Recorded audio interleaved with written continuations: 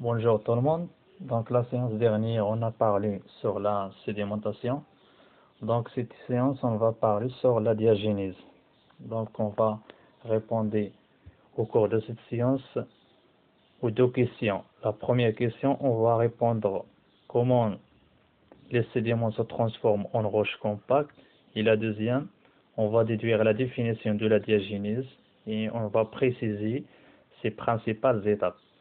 إذا سنجيب في هذه الفقرة على كيف تتحول الرواسب الحوتاتية إلى صخرة متماسكة، وكذلك سنستنتج التعريف التصخر وكذلك مراحلها الأساسية.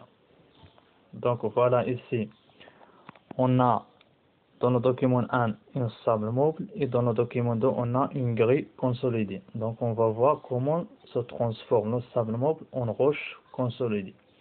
أي سنرى كيف تتحول الرواسب الحوتاتية إلى صخرة متماسكة.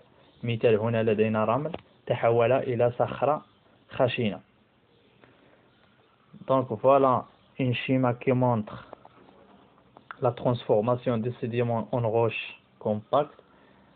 هذه الخطاطة تبين أو هذا الرسم التخطيطي يبين تحول الرواسب إلى صخرة متماسكة. Donc on a un axe qui montre la profondeur en mètres, et quand la profondeur située entre 0 et 300 mètres, la quantité d'eau est 60%. Et on voit que les particules argileuses sont très éloignées entre eux. Et lorsque la profondeur située entre 300 et 400 mètres, la quantité d'eau devient 40%. Et les particules deviennent un peu rapprochées. Et enfin, quand la profondeur atteint 500 mètres, le taux est 10%. Et les particules deviennent très rapprochées. Et on obtient une roche compacte. Donc, on conclut que quand la profondeur augmente, le taux d'eau diminue entre les particules. Ce phénomène s'appelle la déshydratation. إذا هنا كنلاحظوا كلما يزيد أو كلما يزداد العمق تنقص نسبة الماء بين الرواسب الحوتاتية. Et voilà un autre schéma qui montre les étapes de la diagénèse. Donc la première étape c'est la compaction. هي المرحلة الأولى تسمى التماسك. Donc cette étape distinguée par l'expulsion progressive de l'eau تتميز بطرد الجزئي أو طرد تدريجي للماء. Et la deuxième étape c'est la cimentation. Cette étape durant laquelle les substances dissoutes se précipitent entre les éléments détritiques, ce qui permet de lier ces éléments entre eux.